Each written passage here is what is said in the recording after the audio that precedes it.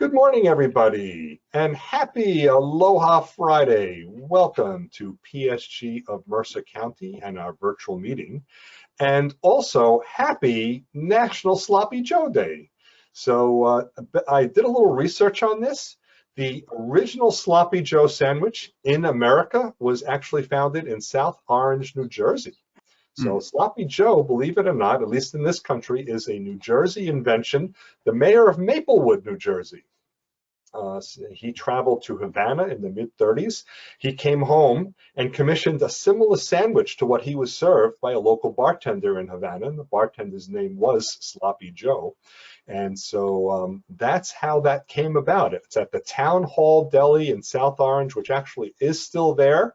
And they do have the original Sloppy Joe and other Sloppy Joe styles on their menu. I think a lot of us know it as that kind of mashed up beef sandwich, which I guess is one of the styles, but the original style was tongue, Swiss cheese, mayonnaise, and I think coleslaw. So a little bit different than some of us are used to. So yeah, it's a New Jersey invention. Go figure. So happy National Sloppy Joe Day. You may want to have one today. The Professional Service Group of Mercer County is a group that is here for you, anybody that is in any kind of career transition. And it doesn't matter if the reason why you're in career transition is you took personal time off to take care of personal items at home, taking care of family members, or taking a break. Or maybe, like me, what happened twice, the bosses made the decision for me. They reorganized their companies and left me out. And so sometimes that happens as well. There are lots of reasons why we could become in an unemployed situation. And we are here to provide information, resources, all to help you be more efficient and effective in your own job search. Among the resources we have is we do have our LinkedIn group. If you are not yet a member of our LinkedIn group, I encourage you to do so.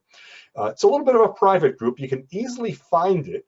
But by private, I mean, when you click the join button, you're not in automatically. We do review the request to join that people make, because we want to make sure that you've attended at least one of our meetings, whether it was in person or virtual. And so that's what becomes important. We only want our meeting to be our LinkedIn group available to those who are job seekers who've been to our meeting, kind of get the mission of job search. So that's what we're here for. We have over 1,700 members in our LinkedIn group right now. So by joining the group, you can extend your first degree connections virtually up to 1,700 more people through their connection. So please do so. Share job leads, articles, all sorts of information. It's a pretty active group.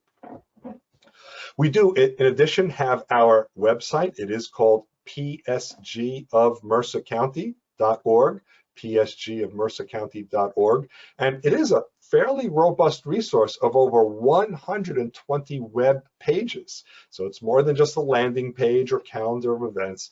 We have many, many pages on lots of topics all around job search and job searching.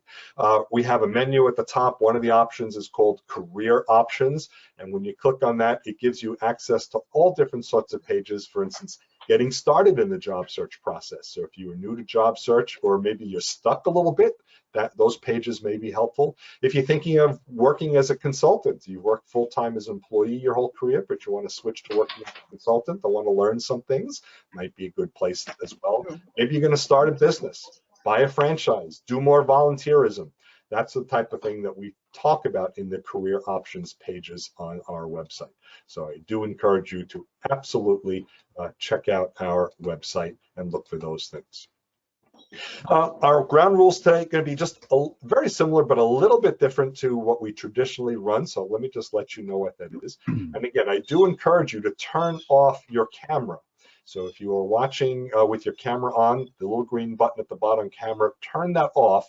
And also at the top of the screen where it says, probably for you, view everyone, or maybe it says view who's talking, hide everyone, put that on active cameras. And what you'll see is anyone whose camera is off will disappear, and you'll only have the experience of the 4 panelists and myself, but only look at the panelists, don't look at me. And so it'll be a little bit better experience for you that way. So do that. For questions, we do use the chat to alert us for questions, but we want this to be very interactive. So what we're going to do is ask you in chat, and chat is the little icon in the upper right corner. Kind of looks like this. Just look at my flashcard here. I know that's a bad picture. I'm more of an illustrator than a real drawing, but the upper right corner, you click on that, and then you have the opportunity to write or type a question. So write the word question. That's all you have to write is the word question, because and I will be monitoring chat, and we'll take the question requests in the order in which I receive them, and we will ask our panelists your question. So this is a forum for you to be able to ask whatever is on your mind, whatever is a sticking point for you in job search. If you want to direct your question to any of our panelists, you could say question Alex or question Janelle, and then I'll just know that we've got a question specifically. And the reason why you may want to target to a specific panelist is each panelist has a different professional expertise to assist us. So that's what we're going to do. Okay, so, and then at that point, you will be able to unmute at that point and ask your question accordingly. But just until then, please keep yourselves on mute, just so that there's no accidental background noise or loud typing or leaf blowing, anything that's in the background. And so with that, I just believe you're in a real treat today. PSG of Mercer County is pleased to welcome our 4 respected and experienced panelists who represent really a wide range of skills and roles in the job seeker support community, and it is indeed a community job seeker support. And they will be answering your questions on your most pressing issues related to, could be career development, job search, recruitment, professional networking, and more. So it's my pleasure to introduce Janelle Razzino. President and CEO of Razzino Associates, has proven to discover the right talent for the right companies at the right time. She's passionate about bringing big ideas to life, motivating and empowering candidates, and partnering with companies to make great things happen. Clients have described Janelle as energetic, passionate, tireless, refreshingly honest, and committed. She not only closes the deal, but she opens the relationship. Alex Freund, known as the landing expert, helps his clients improve their interview performance by removing the fear so they can feel more confident during the process. Alex currently volunteers and is active in several job search networking groups. Debra Feldman is the job whiz. She is one of a kind, working only for job seekers, is not paid or loyal to any employer. She obtains recommendations to hiring authorities and personal introductions from insider contacts to the 80% of the job market not posted online, mentioned in social media, or known to recruiters. Her trademark method of network purposefully opens private doors and focuses on positions matching her clients' needs and interests. Her specialty is delivering a competitive edge for baby boomers, career switches, re-entry candidates, and those with a lengthy history at the same company. And Gary Lande is a professional career coach who focuses on helping individuals in career transition develop their written job search materials and guides them through the transition process from the job application to the job offer. He is a member of the Professional Association of Resume Writers and Career Coaches. His mission is helping to open interview doors for his clients by working with them to perfect their resume, optimize their LinkedIn profiles, and write compelling cover letters and willing thank you letters. And Gary is also a member of the Professional Service Group of Mercer County Executive Committee as the chair of the training committee. So PSG of Mercer County is very pleased to welcome this morning our esteemed panelists. And so I will quickly look and see. So again, if you have a question for a panelist, again, just use chat.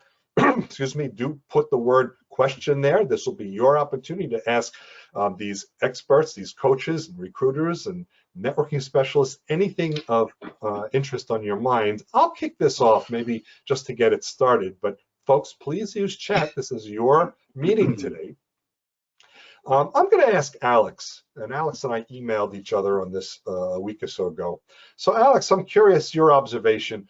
What are some of the big obstacles that job seekers face today?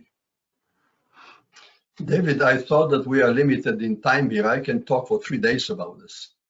Oh, well, yeah, this is going to have to be the Go, Alex. Absolutely. You know, if you look at the highest level, I think the biggest obstacle of a job seeker is not knowing. So what do I mean here, not knowing? They fall into transition often not because they want to, but because they are told, or they want to switch position, they contemplate a change, and they have no idea, they have no knowledge how to go about finding the right information. Let me compare this to assume an illness hits you, medically you have an illness, and now what do? Do you go to WebMD and you do your research, or you pick up the phone and you make an appointment with your personal doctor to find out what the answer is? Very often people don't reach out for knowledge. There are experts, there are specialists, there are people that can help a job seeker. Not only personally because they're a coach or whatever they are, but there are networking groups and there is a ton of information available to them. The problem with that is they are diluted because you don't get one or two relevant emails a day, you get hundreds, and they're diluted and you don't know where to do. So a professional person can guide you, can put you on the map and direct you or put you in the right direction, so it will speed up the process. You know, I think one of the challenges, Alex, is that people don't know who to turn to, who's an expert, who to trust. And I would say, go and ask people that you know, other members of these job seeker groups for recommendations, and then do your own due diligence to check out who that person is, because not everyone has the background or the experience that's going to be helpful to everyone who needs professional advice. Yeah. And thinking about the professionals, and really we're demonstrating that today by having 4 different professionals all in the job seeker community, job seeker support community, but each with a different focus and specialty. But even thinking along the lines that Debra and Alex were talking about, I'm wondering, Gary, if I approach a career coach, do all career coaches kind of do the same thing? Do they specialize? Are there different types of career coaches? What have you seen? Well, for the people that I know, really what I would say is what we're seeing today, and that is that the job search process has become so sophisticated and it's so complicated. One person really doesn't know it all. I certainly do not, and the reason why I decided to specialize in resumes, cover letters, thank you letters, and LinkedIn profile is because my native skill is in writing. And I was a language major all through high school and college. And I soon realized myself, being in search 3 different times, that in order to do a really good job to help somebody, you really do need to specialize. So it is, the challenge of this is, I think Alex and Debra were saying, is you need to get some kind of grounding, but the difficult thing in getting the grounding is that there's a world of specialists in job search support, which makes me think maybe the best thing to do as a first things first is to start attending these job search forums and meetings, the kind that we hold and the kind that are held by the Breakfast Club and several of the other venues, to start understanding the general process and start to learn what specialty support you need to help. Great observation, certainly. Thank you. And there is a question from Greg, and I read it and immediately thought of Janelle, since Greg did not put a name here. Janelle has a unique perspective. Professionally, she is a recruiter, and she focuses in IT, but she's also not a coach, but a helper facilitating a group, and a bit of, kind of a soft coach, maybe, and that's a little bit of it, and she certainly coaches her clients that she works with. So Greg's question is, when I started my job search 12 months ago, that was with Greg, I was focused on a multi-pronged approach: corporate, full-time, consulting, substitute teacher. Is it better to narrow that search with the type of job? And he feels like he's cast a wide net, but perhaps he should be more focused. And I'm curious, Janelle, what do you see when people come to you with a wide variety of experience and they're looking at that one job that you have posted? Well, first of all, that's a great question, Greg. And the idea here is when people like that come to me and say, Janelle, I'm not quite sure, what I should be targeting. And that's the operative word, focusing on what you really are looking for. What is the burning desire inside? Do you want to continue on the path that you're currently on and elevate in that role? Do you want to change completely, which, I'm not a big fan of, but that might be, in the plan. And whether you're consulting full-time, you have to make those decisions for yourself. But I always feel that if you can target in and really understand what you want to do, where do you feel the best? If you've had a long history in your career, which roles made you feel good and why you felt good. People look for a lot of different answers in a lot of different directions. And that's the first thing that happens when you are in transition. You shoot in 50 directions hoping that something's going to hit. Until you get focused in and targeted in to what you really want to do, what do you love and what's going to make you get up every morning and do a great job is what needs to happen in anything in the job search. Yeah, Greg, I hope that was helpful. If you'd like to unmute Greg to follow up, you're welcome to. Can I answer your question? Yeah, thanks, Janelle. No, David, it's very helpful. And yeah, I think it's, I probably didn't have the razor sharp focus 12 months ago. Cast a wide net, multi-prong. Hey, let me try this. Something will stick. Hopefully something will stick. And now I'm starting to see it's perhaps better to get focused. What do I really want? Is it a part-time position? I'm done with the corporate world, and is it a part-time position? Because I keep coming back to when someone will say, "Hey, Greg, I think I got a consulting opportunity for you." And they're like, "Okay, well, yeah, let me take a look at it." And I think what I don't do is kind of just do a check there and say, "Is that really what I want, or is there something else?" Right. And by the way, you should also remember a lot of things today, especially in lots of different shapes and sizes. When I talk to C-level people, when I talk to VPs, when I talk to human resources, a lot of these roles, Greg, have changed in terms of, titles and responsibilities. Sometimes they squish everything together. Sometimes they, pick out niche responsibilities. So keep your ear open when you're listening to these people for different levels of responsibilities, and that sometimes is that's a target as well. Yeah, thank you. Welcome. And listening to Janelle's answer, I'm also thinking a little bit of how that focus becomes important in interviewing as well. And I'm wondering, Alex, as you begin working with clients, I'm sure you're testing them or asking them basic interview questions. How important is focus in answering the interview question? How do we find out what they're really trying to ask us? Well, I will start wide and I will narrow it down. You need to understand that when you go for an interview, there are two parties to this deal.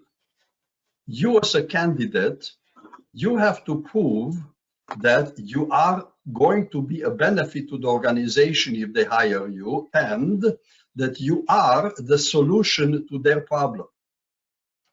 They're not going to hire you because you have pretty eyes, typically.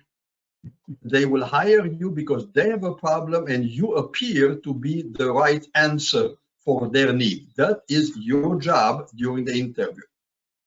The interviewer also has a job during the interview. The interviewer has to come up with the reasons why they should hire you and not somebody else. That number one question of the interviewer. If your boss is asking you, so why did you decide to hire Gary Lande? I cannot say, you know, Gary is such a nice guy. That's nice to be nice, but I need to tell my boss, I interviewed 5 people, Gary was one of them, and I like Gary from the beginning because of A and B and C and D. I need to give reasons to my boss why I decided to hire Gary. And, you know, knowing Gary, he is not coming in cheap. I need to justify his pay. So again, the interview is looking for charisma. Charisma can be translated in chemistry. The interview is looking for your credibility. Are you credible and can I trust you? And they're looking for some level of intelligence, namely, are you a problem solver? Can you solve my problem in the future? Interviewers come to the interview and they go on and on and on talking about what they did in the past.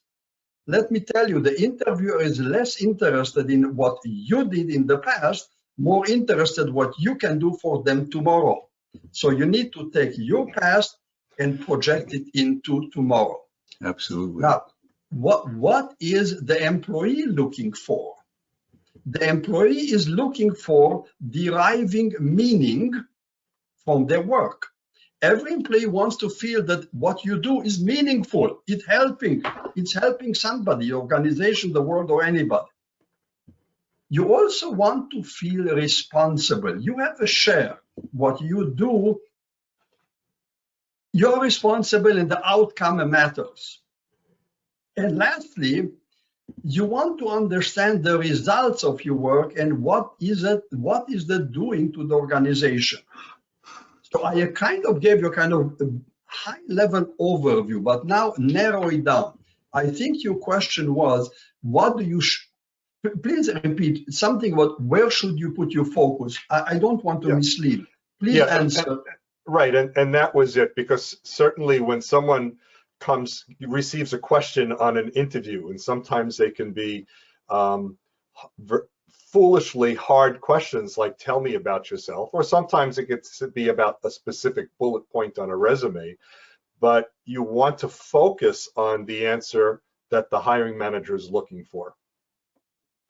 That is correct. Let me remind everybody, and you'll be disappointed that I tell you this. The interview is not about you. The interview is about them and how you can help them.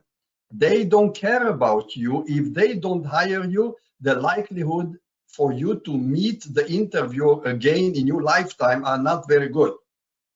Sure. If they hire you, now you become a part of the team, you become a part of family. But initially, there is no big relationship there. And relationship is important. And of course, you know, if you have the opportunity to get into an interview situation because an internal or external recruiter found you, that's what I think we all hope for. It becomes a little bit easier process. But what about when you have the right information, even if you've been coached to present yourself properly? And I'm thinking of what Debra offers.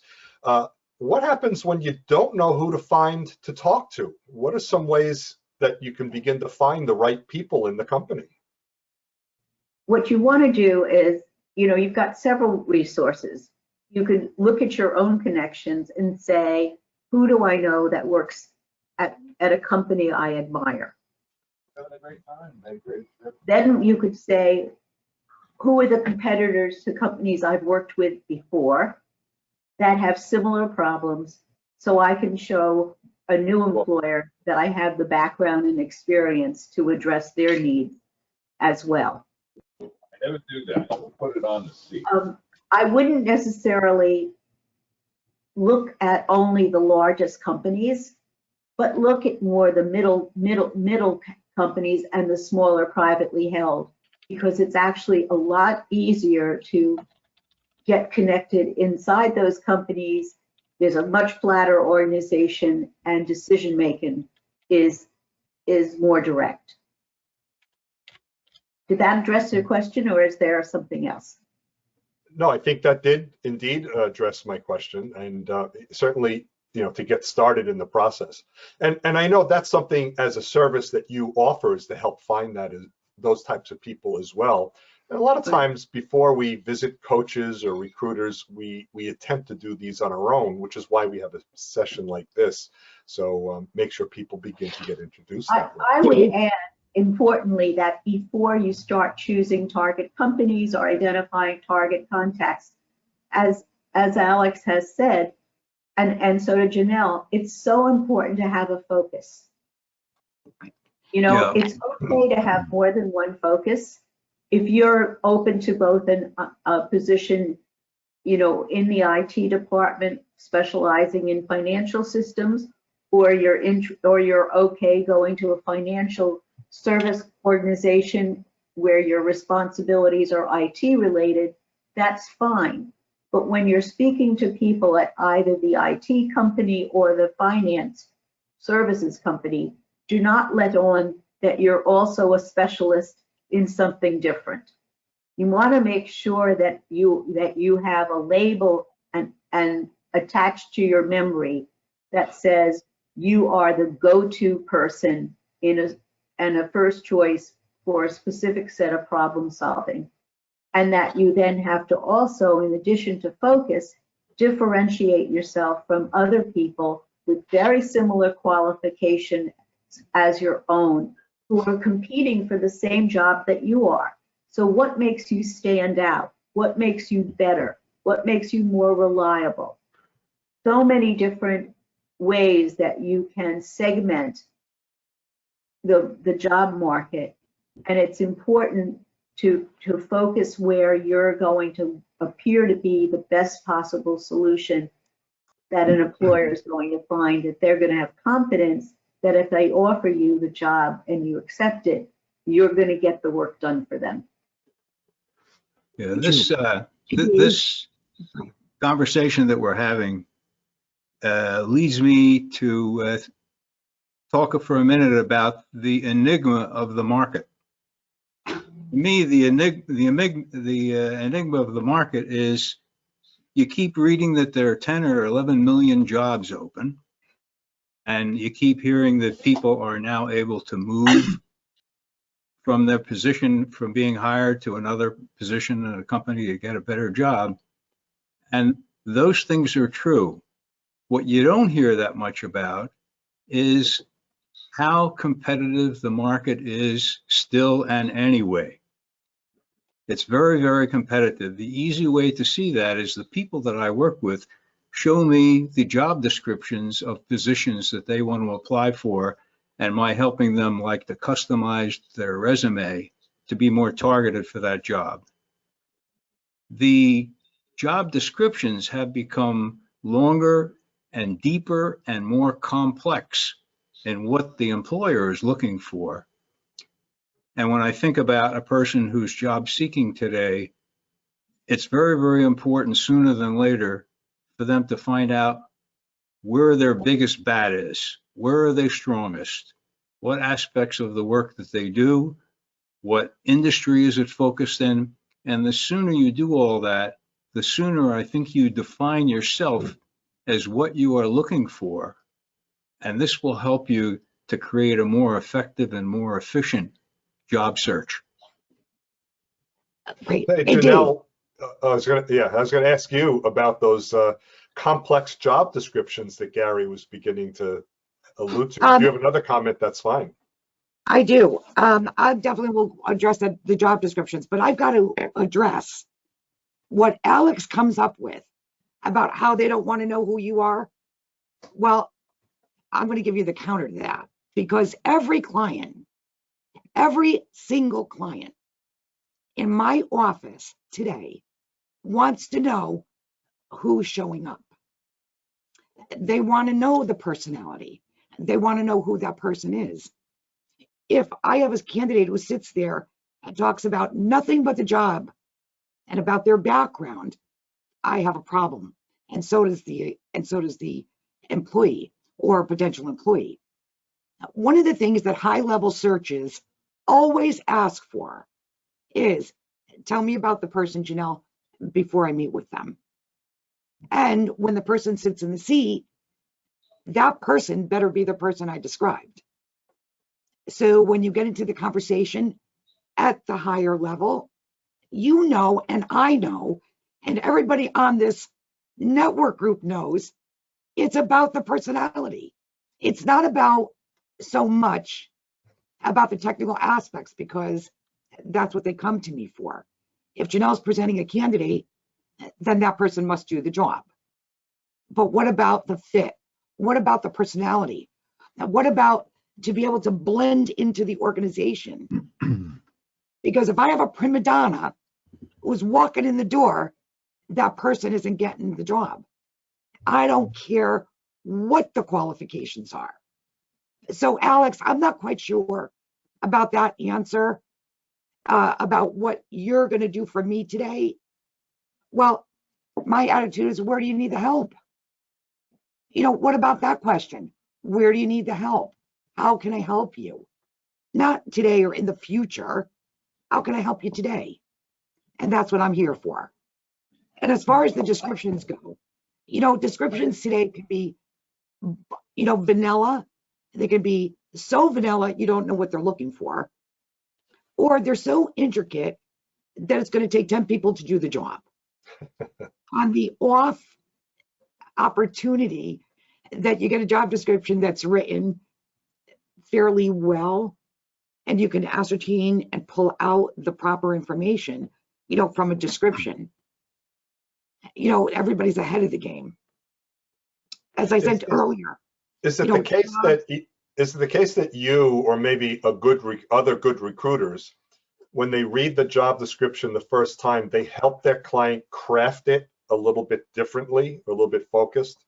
we've done that more this year than ever before in the last, I would say the last 12 months.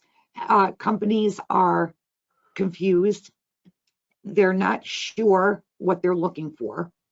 And they'll reach out to us and ask us, you know, Janelle, have you seen this role? Do you have something I can take a look at?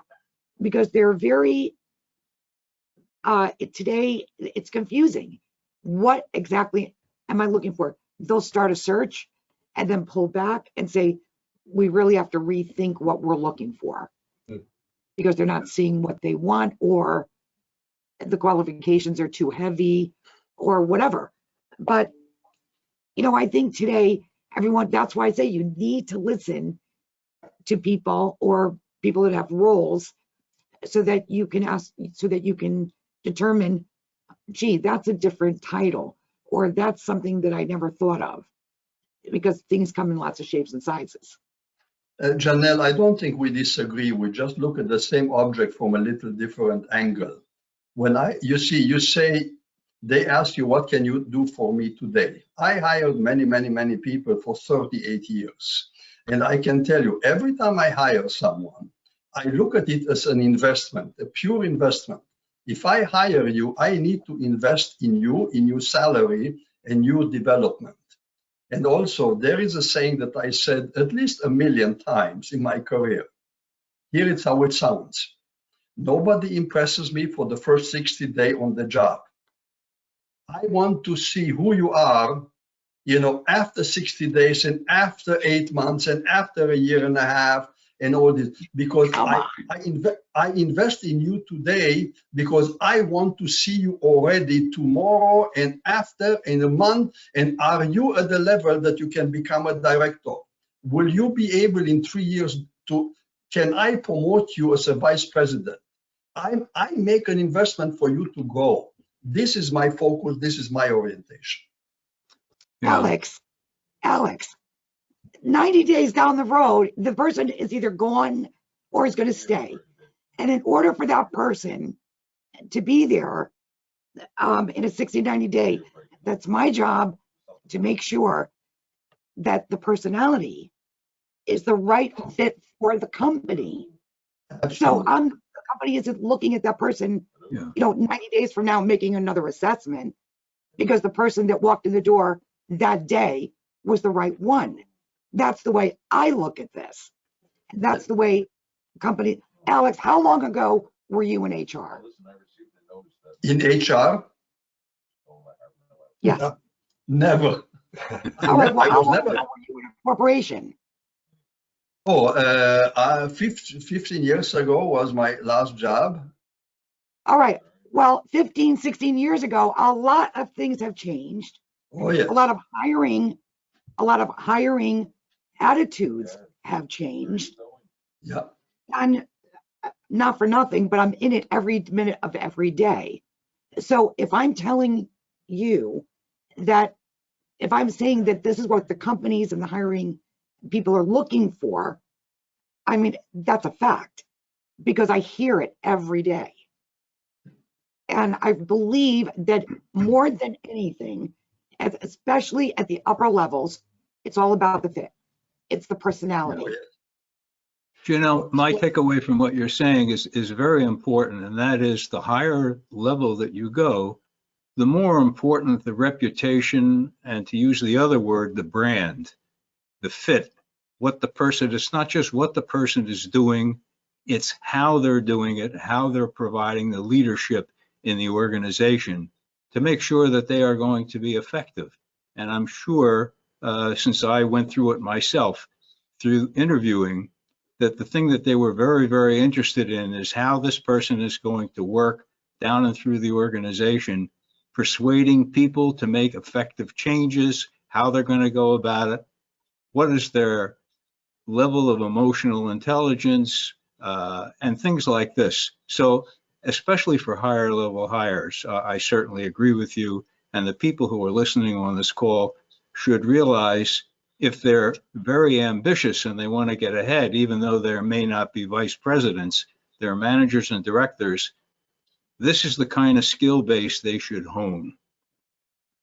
Can I interrupt here? Because we're having conversations about advertised positions and recruiters.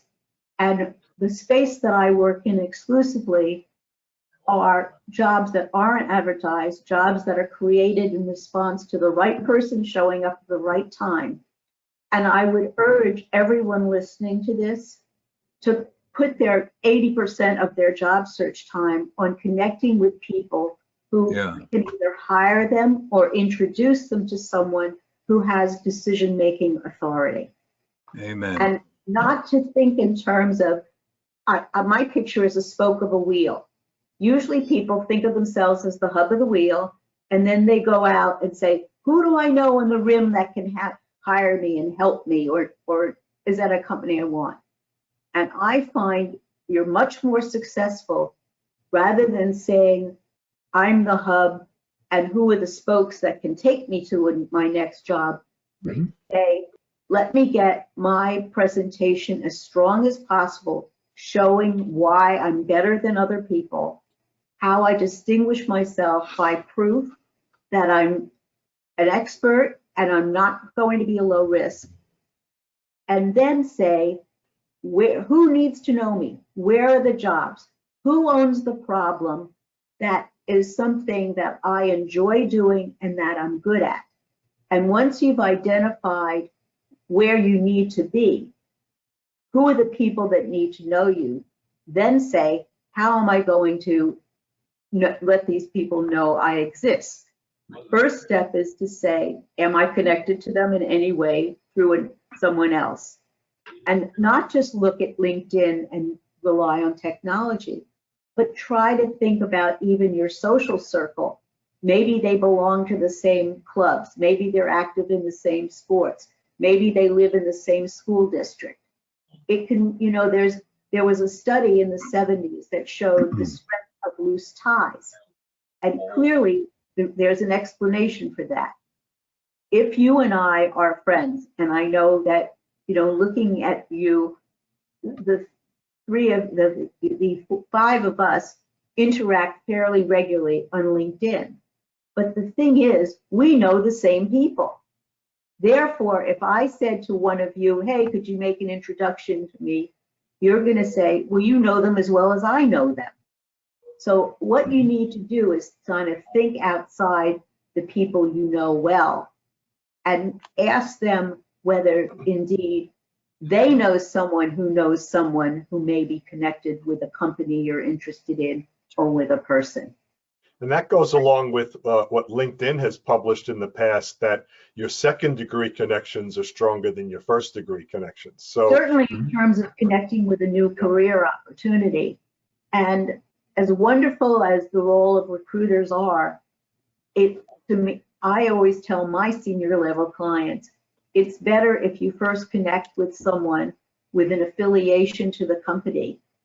Get an endorsement from someone who might be your future manager, who might say, I like you, I want to make this work, and send you to HR or to their external recruiter, basically for a stamp of approval.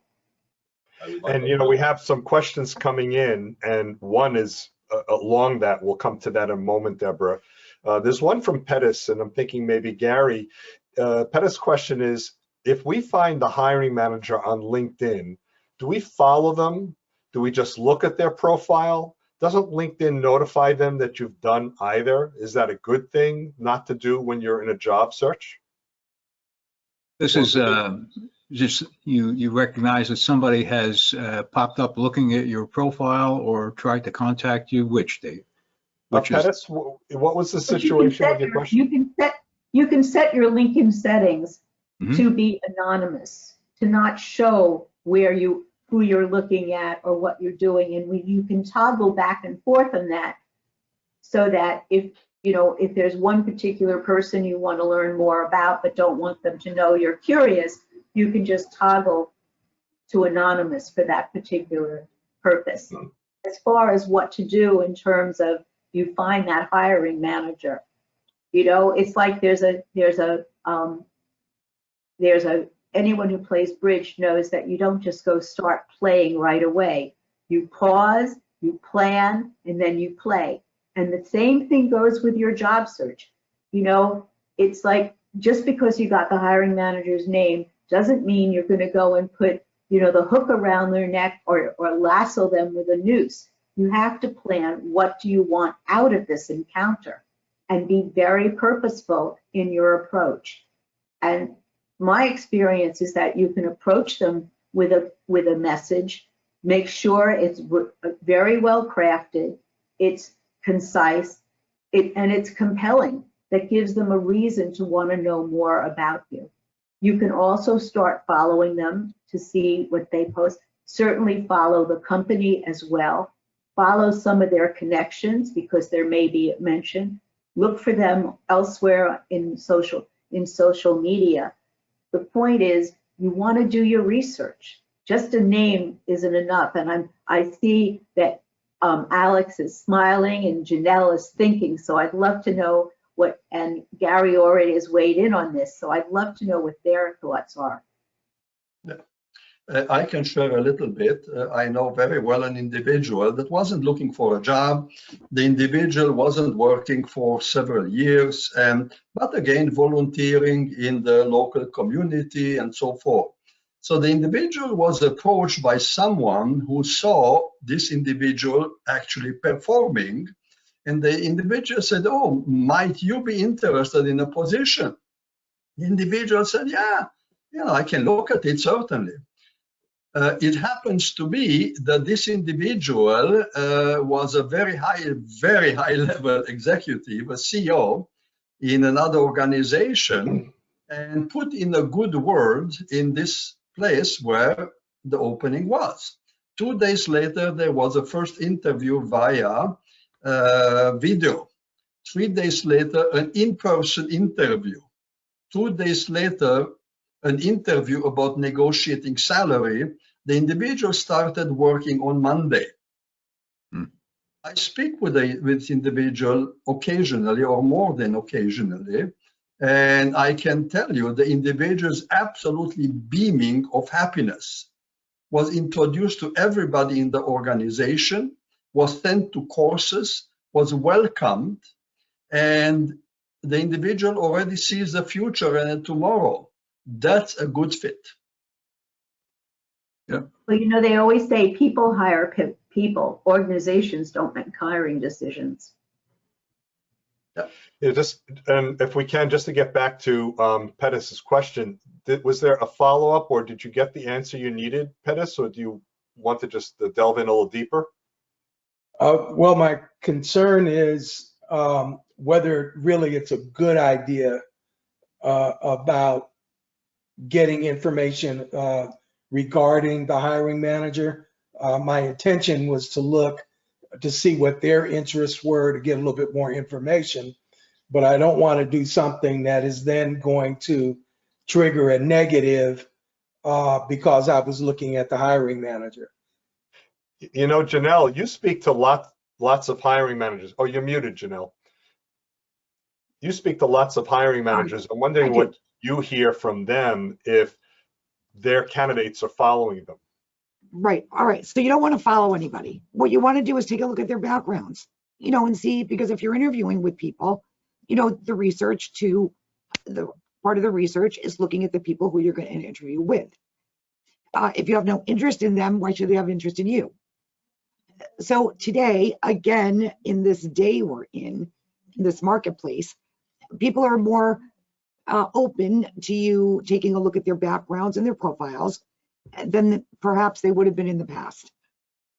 You know, you don't need to follow anybody. You could follow the company, but not them personally.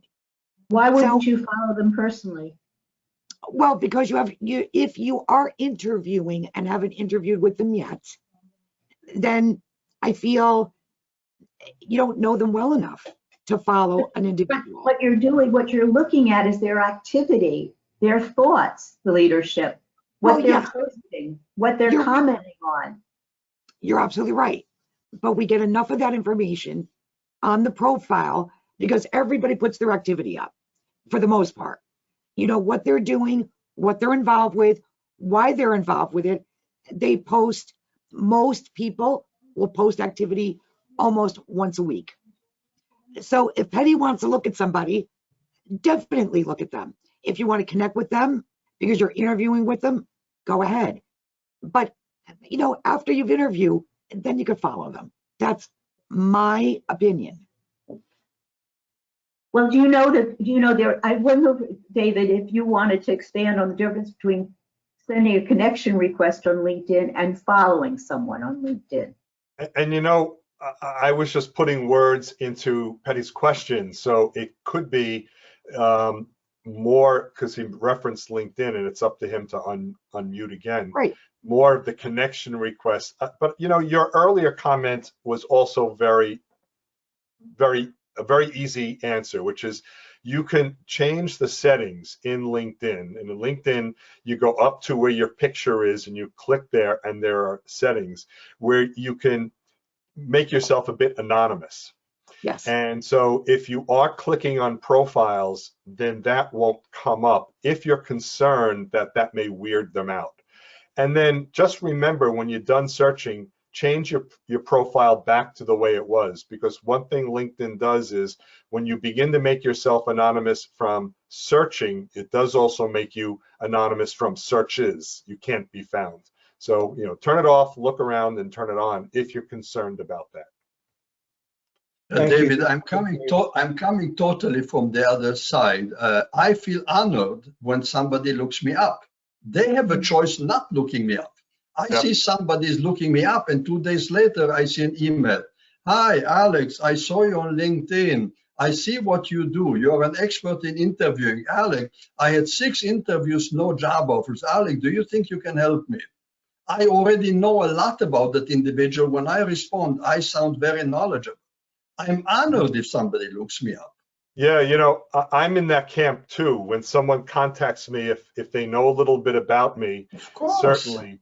And, you know, I think, you know, it's never 100%. There are going to be some people that are going to be concerned about it, and Petty has a right to question, and some people that won't. So certainly you can look at Alex's profile and my profile. And, you know, I heard a saying, and Deborah, maybe this is something that you might want to give your observation. There's a fine line between networking and stalking. So Definitely. make sure that the investigation that you're doing, that let's say Petty as an example would want to do, doesn't come across as being stalkish, but really more professional searching. Right. Well, I mean, I think first of all, you have to look at the environment. And if we're talking about social media, you basically have carte blanche as long as you are polite. You know, I don't think you should connect with someone and say, everything you say makes me think you're an idiot. I mean, you're better off not saying anything and stop following them, you know, so you don't aggravate yourself. But I would say that networking and lurking or stalking, I think, you know, I don't really see them in the same category. Well, I know, yeah, and you know, we should be able to contrast. You know, clearly, if you show up in somebody's driveway, that's stalking. But yeah, if you're looking at them on social media, that's more, you know, that's networking broadly. Right. I mean, I think it would be proper to say you're researching by watching someone's online activity unobtrusively. You're researching them. Right. Yeah. You know, I would also say not only look at their profile on LinkedIn, but go ahead and do the same thing they're going to do for you if they decide to talk to you or interview. Go Google their name. Right. Right. Make sure that you get the right Joe Smith and look at what their digital footprint is. You know, everything from their weekend interests and activities to political affiliations to, you know, who they hang out with is all there, unless they've controlled their reputation and put limits on what information can be posted online about them. I thought there was an interesting discussion I had with Marty Latman. Many of you know Coach Marty Latman, and he was invited to a professional conference. He knew the organizer, so he asked for a list of the people that were going to be attending. It was a dinner meeting, and he also found out which table he's sitting at, and he looked at those people. That's perfect research. Yeah, and he found out that one of the people at the table went to the same college he did, and he decided to play dumb. He's sitting at the table with this person and said, "Oh, so where did you go to college?" You know, he knew the answer already. Like a good lawyer, right? Ask the question, they know the answer. But it became a very effective way of having a conversation. So it does support the importance of the good research that people should be doing in those cases. Right. It's always, I know Alex always says this, it's just so important to find a connection. Give people a reason to trust you. Give them a purpose to want to learn more about you. So I want to get back to the questions because this is a panel discussion for the attendees here. Kathy has a question. It talks a little bit about focusing or targeting on a job. So I'll ask this one of Gary. And her question is, I recently was a finalist for a position. I ticked off most of the boxes that Alex mentioned, but did not get the position. This is a new industry for me. An area I can strengthen is showing clearly what I want to do, yet believe my strengths and passion lie in being a generalist who connects the dots. One of the higher ups has kept the door open, and I will be contacting him in a few weeks. Do you suggest projecting a specific job I want to get my foot into the door, or another approach? In the meantime, she's doing better. She's understanding the industry. Yeah, I think you can do both. Obviously, your background speaks for itself, what you've done and what industries you've worked in. But you can also speak about your transferable skills. And I don't know why that wouldn't be appropriate under the circumstances, having worked with and talked with a person who's already indicated that they want to keep in touch with you. So I would do both.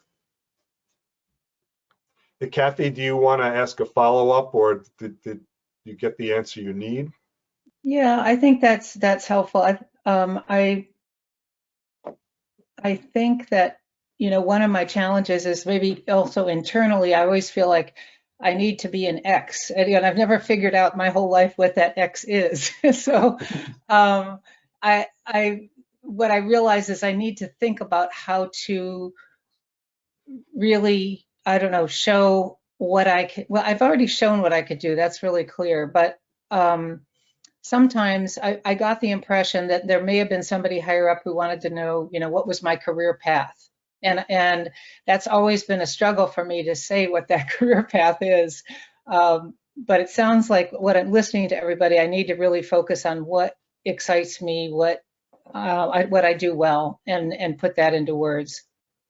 So Kathy, Janelle, can I when ask a someone couple- comes to you with that same challenge, they see a position, they like it, and you want to learn more about the candidate to approach, and have the same discussion, how do you help them craft that for the position they're applying to?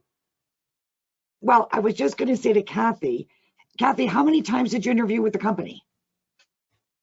Well, it was around, the hiring manager to the executives. It looks like it was going to go through, and my sense is that somebody I didn't interview with decided to go in another direction.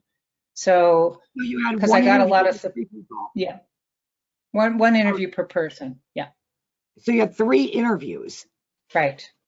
All right. You would have never moved along with 3 different people had you not been appropriate for the role. Right. That's number 1. Number 2, how was the vibe? When you met Great. these people. It's a great How vibe. was the vibe? Great. It was fun. It was a very positive vibe. It was a very positive vibe with Yeah. each one. Right. And you had good conversation and the person and just a good conversation. Right. Right. All right. So somebody must have said to cover their ass up top, we need to have somebody in industry. Right. And even though Kathy's got a beautiful background, and even though she's got a good blend, of skills and personality, and she would fit in, somebody up at the top got snarky and said, forget it, we need industry. Right. Because that really is what happens sometimes. Somebody doesn't want to take the shot, they don't want to take the risk, even though they love you, Right. they don't want to get their ass chewed off. And Yeah. I am sorry that happened. My attitude is this. So you go through 3 interviews, high level, and somebody says, Kathy didn't make it, then the question should be, why? That's the question. Why didn't it? Isn't it also likely that there could be an internal candidate? Or It could be one a lot of, it could be political, it could be internal. Right. or And one I of the did ask the why. people- I did ask the why question. I'm sorry, Deborah. What were you saying? I was going to say also, it could be that one of those 3 people was championing, sponsoring another candidate. Oh, of course, it's all political. And that's why it's so important to really have your own internal sponsor. Right. Sometimes Right. that's Well- corporate nonsense, Kathy. Yeah. I mean, but this person has offered to be a resource to keep open, so Good. my question is, how do I approach? I mean, actually, it seems easy to no, have a I don't. conversation, but that's really my next step. So what I've been trying to do is do training, understand more how organizations in that industry work. And I want to have a fruitful conversation with that follow-up. Right. Thank them for rejecting, even though they rejected you, send a beautiful thank you note. Tell them that you hope they will keep you in mind. You will touch base, every 30 or 45 days, which you have every right to because you got along with them. Keep checking to see, what's available. Something else may pop up. And, we all forget about the compliments that we need to give people in the fact that they help us. Those are little things, details that everyone forgets. So whether you got rejected or whether you got hired, it doesn't matter. Send people a note. If you want to stay in touch after you got rejected, make sure you compliment people. Let them know they did a great job. let them know, because most people will react very positively with a compliment and the way you write and deliver that message. It all has to do with personality. It's got to do with the right words, the right delivery message. And that works like a charm. So do that. I want to chime in a little bit, since I deal with interviews every single day. And I talk to people in the conversation up front. I ask them, so how are your interviewing skills? Oh, no, I interview very well. And in my mind, I'm saying, that's your opinion. And that's based because you had jobs in the past. Excuse me, I am the decision maker. I need to test if you interview well. And you see, you may have had a terrific interview, they're nice and pleasant, and you had 3 interviews. You don't know what is going behind the curtain, and you don't know who your competition is. Their job is to hire what they perceive to be the best candidate. And the word best is a 4-letter word, and I can write books about what best means. Perhaps best is younger. Perhaps best is more experienced in a specific field. Perhaps best is cheaper. I mean, and I can go on and on. And you will never find out why they didn't hire you. But evidently, you were not the right value vis-a-vis the other people they interviewed. Well, So to I Debra's would also add, if you really like, I would add, if Kathy, if you like that company so much, try to approach someone else in that company directly and try to establish a bunker. Meet other people in that company who perhaps can introduce you to other decision makers. Rather than, I would not just focus only on watching every month if a new job that has been posted. If everything went so well, I would definitely put my time and effort into finding other inside contacts. Great. Yeah, Well, thank you all very much. I'm glad you offered that, because I was going to ask. That was the context of also Kathy's question. What else should I be doing? Because it did seem to basically end well, not with a job offer, but relationship-wise, the door is left open. So you've given some good tips for that as well. Michael has a question. This is along the lines of LinkedIn. Let's see. If researching a hiring manager or someone with whom you are going to interview, would it make sense to let them know you looked them up on LinkedIn? I'm wondering, Alex, what have you coached the people about? Absolutely. As I said earlier, we covered this subject. I'm honored if you look me up. Look, there is nothing in my mind negative about looking up somebody you're going to interview with. Actually, when I work with my clients, I give them a list of things they have to do before they go to the interview. And one of the items there is look up the interviewer, find out anything and everything you can find out about them.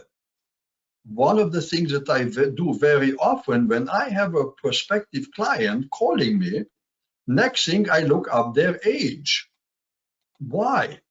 Because ageism is big. That matters. If they tell me that they haven't received a job for so many years, but they were for 8 years a vice president and they have the credentials and they have this and that, and I look them up and your age is very, very, very advanced. Now, in my mind, that might be reason, I'm not saying it is, that might be the reason that for $25,000, they found somebody with less experience, but $25 matters.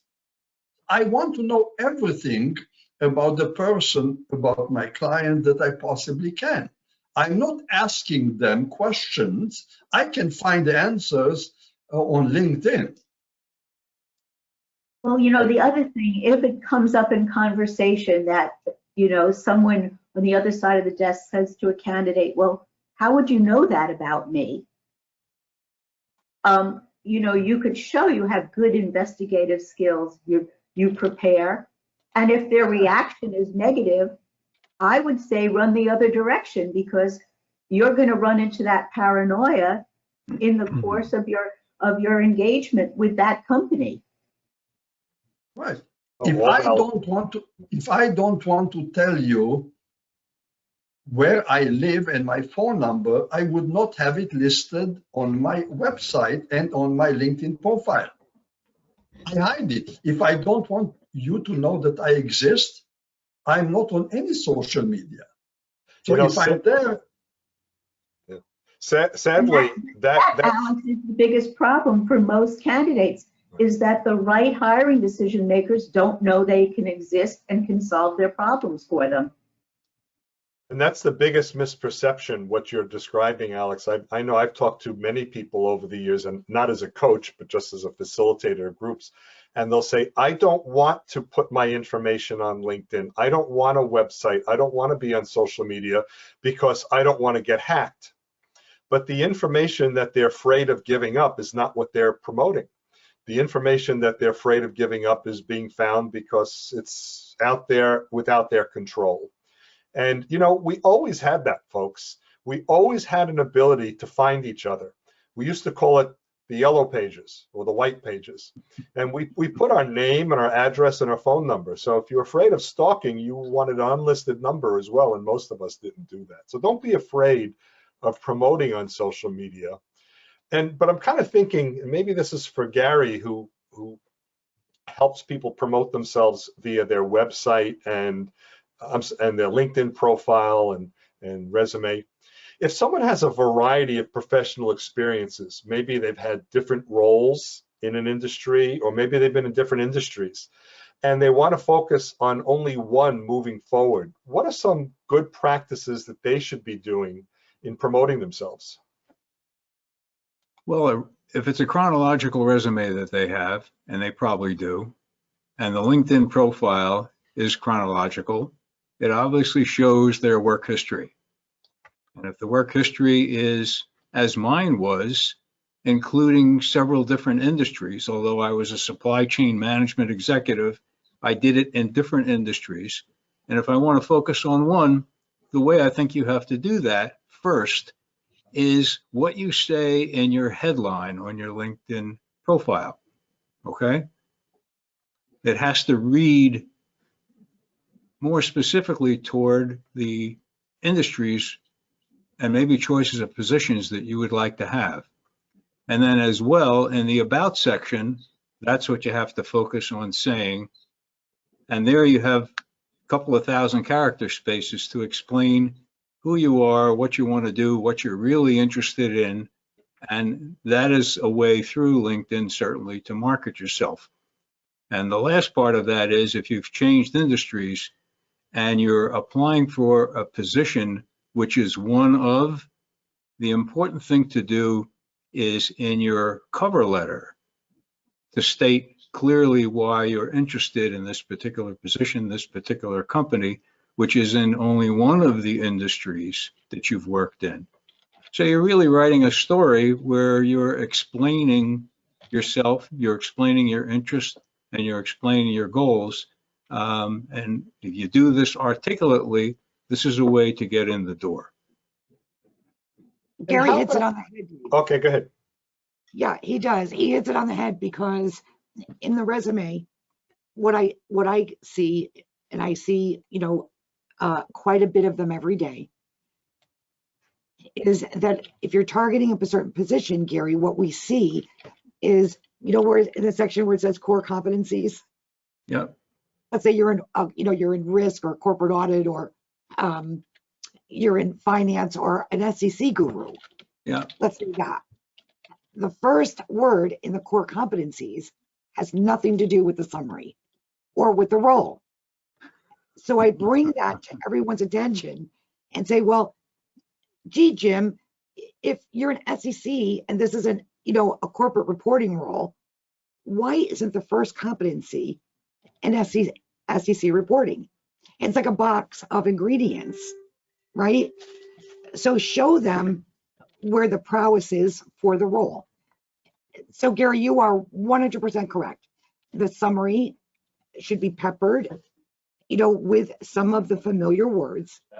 And in your core competencies, definitely have what the role is projecting. And we have to bring that to a lot of candidates' attention. So you're right. How about soft skills? Clearly I'm good at SEC reporting, but what about how I get the job done? My approach to working with people, especially if I want to go get a job in SEC reporting and I don't have that, but I have medical device reporting, another secure. How do I promote the soft skills? The leadership skills line, right? We all have, everyone here, I would imagine, on this group, on this network, is a leader. Every one of you. And when we don't show our leadership skills on a resume, and that could be one line, that shows you're dedicated or shows whatever leadership attributes you have right up front, because in most cases, I would think that a lot of you would be in executive positions. So it's the leader, and you can show the soft skills there. Okay.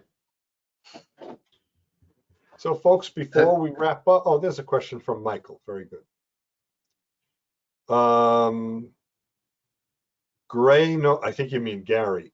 Gary knows me. This is Michael Colbert. Gary knows me, and I want him to reiterate what he thinks about someone who is changing careers.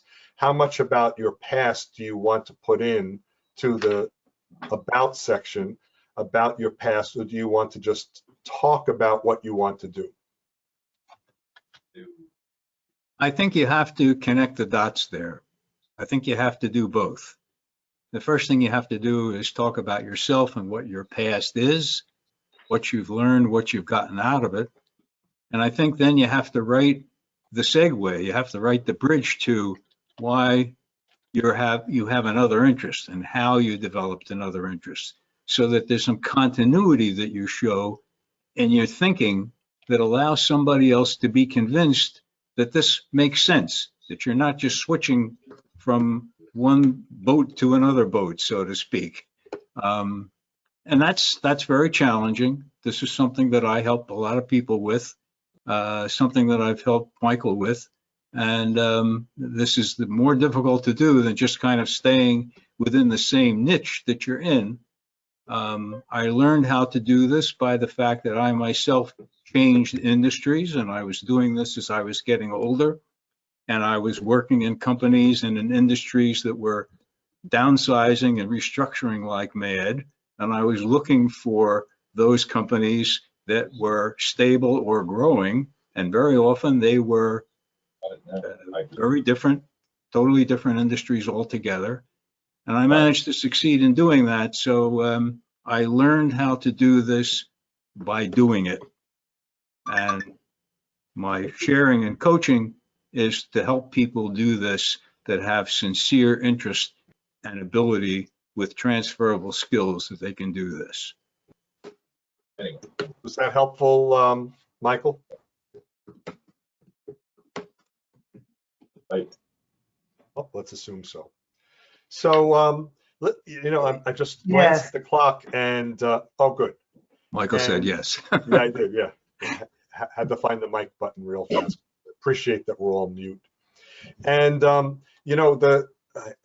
we're about an hour and 10 plus minutes in. This time has flown by. So I've really enjoyed this tremendously and very appreciative of your participation, everybody, both the attendees and the panelists. For everyone's convenience, I did just put the panelists' contact information in chat, and chat, of course, will be available on our website a little later in the meeting presentation documents. So, but just before, as we plan to wrap up, maybe if you don't mind, panelists, if you don't mind a parting thought, either based on what you're hearing in the market, based on what we discussed today, just a final thought as we wrap up, and then we will formally end the meeting. So Okay. I'll start with, for no particular reason, that it's the order in which the names I happen to put in the contact info. So Debra, a final thought that you have based on the panel that we have here and the attendees and what we're hoping to get across to them. It's funny, I was just typing something, which is 80% of jobs are never advertised, or they're advertised after the winning candidate has been selected. So people, it's just very important to not spend your time, you know, clicking and submitting resumes, but rather to think in terms of where would I like to work? What do I have to offer? Who needs my help? And determining the best way to attract the attention of the person who owns the problem that you want to solve for them. Thank you very much. Alex, as we wrap up, do you have a final thought or some item you'd like to share with us?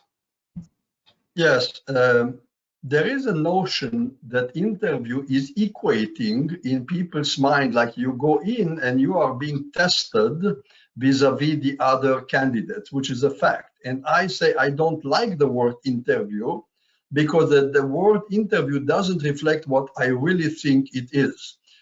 Replace the word interview with audition. You are an audition on Broadway.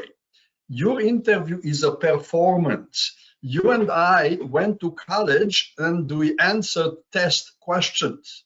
The interview is about performance. And that's much more than just giving the right answer. You have to have a spark in your eye. You have to move. I need to see that you are desiring the job. Don't just sit there, I'm very interested in the job because the job fits me. That's not telling me you really want the job. You have to beam confidence. So the right words are important, but that's a beginning. Beyond that, they need to see you and be impressed with how you deliver the answer. Thank you very much, Alex. Janelle, what are your final thoughts as we wrap up today's session?